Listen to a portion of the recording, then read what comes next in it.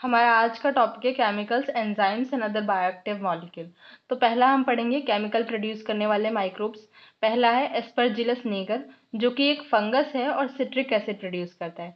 दूसरा पढ़ना है हमें बैक्टीरिया, जिसका नाम है एसिटोबैक्टर एसिटी, और ये एसिटोबैक्टर एसिटी क्या कर रहा है, एसिटिक एसिड प्रोड्यूस करता है। तीसरा हमें पढ़ना है क्लोस्ट्रीडियम ब्यूटाइलेशियम, जिसको हम BAB भी कह रहे हैं, जिसका दूसरा नाम है ब्यूटाइरिक एसिड बैक्टीरिया। ये एक बैक्टीरिया है और ये ब्यूटाइरिक एसिड प्रोड्यूस करता है। चौथा हमें पढ़ना है लैक्टोबैसिलस। लैक्टोबैसिलस एक बैक्टीरिया है और ये लैक्टिक एसिड प्रोड्यूस करता है। आपको ये एग्जांपल्स याद करने हैं। अच्छा, दूसरा पढ़ना है हमें एंजाइम प्रोड्यूस करने वाले माइक्रोब्स। एंजाइम प्रोड्यूस करने वाले माइक्रोब्स में पहला आता है सेक्रोमाइसिस सेरेविसी, जो हम पीछे पढ़ते हुए आ रहे हैं। बेकर सीस्ट और ब्रेयर सीस्ट भी कह रहे थे।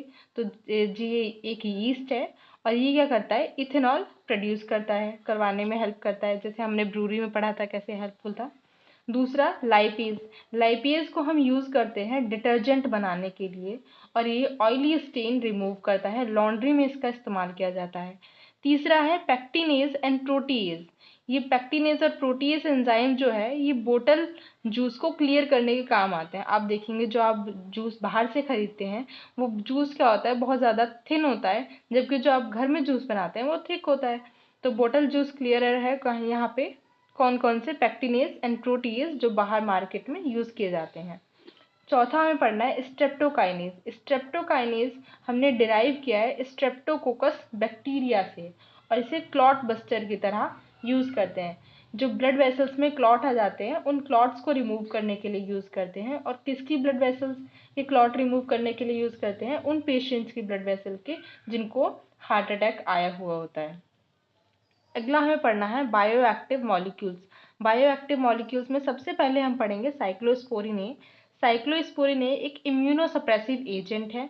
ये क्या करता है, इम्यूनिटी को घटा देता है और इसका इस्तेमाल करते हैं जब ऑर्गन ट्रांसप्लांट करते हैं। तो जो ऑर्गन ट्रांसप्लांट वाले पेशेंट्स होते हैं उनके लिए साइक्लोस्पोरिन ए का इस्तेमाल किया जाता है, ताकि जब ऑर्गन ट्रांसप्लांट हो रहा है, मान लीजिए किडनी ट्रांसप्लांट हो रही है, तो बॉडी डिटेक्ट ना कर ले कि हमारी नहीं किसी दूसरे की किडनी है, तो उसको डिटेक्शन ना हो पाए, इसलिए इम्यूनोसप्रेसिव एजेंट की तरह साइक्लोस्पोरिनेज का इस्तेमाल करते हैं।